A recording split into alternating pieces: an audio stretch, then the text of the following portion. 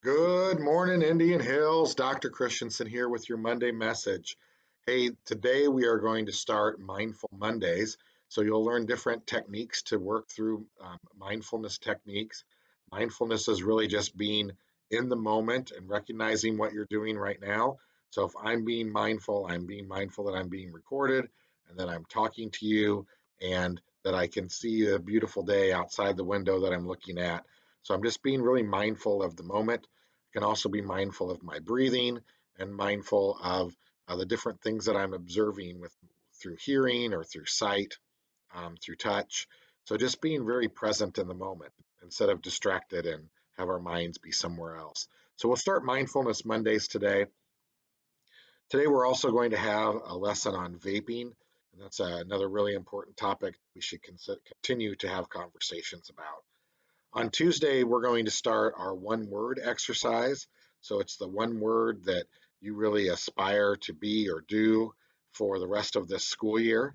And then we're also going to hear about joining MIMES, which is an after school activity that all seventh and eighth graders can be involved in. On Wednesday, the eighth graders will watch a short video on eighth grade girls basketball. Everybody else will have a choice menu, which means you'll be able to choose what things you want to work on, and that will happen quite a bit on Wednesdays. Sometimes we'll connect with online students with an activity on Wednesday also. On Thursday, we'll continue the one word activity, and you'll circle up and start to share your one word and why you chose the one word. So I think that's always really it's really cool to learn about others and what their word is. And then on Friday, we're going to watch a homecoming PowerPoint to preview the homecoming activities that we'll do all of next week as we prepare for the football team to take on their homecoming opponent. We're also going to learn about using I messages. So kind of a different social emotional learning competency. So there's competencies that we'll learn about becoming better socially and emotionally. My little message for you today has to do with lunch. We've done a really, really good job of coming down and going through the line. We've done a good job of social distancing while we're eating. There's some little things we need to get better at, and so things we're doing really well is walking down and getting in line. We've done really well at looking in and seeing when a space opens up, but the person in front of me moves to the right, then I can just go in. We've done really well about being polite to the nutrition workers. They have just been blown away with the please and thank yous that you have been using.